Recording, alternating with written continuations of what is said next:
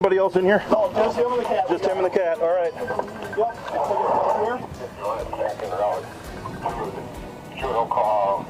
Grab my hand. Grab my hand. I'm right here. Don't worry about any of that right now. Let's just take care of you, all right?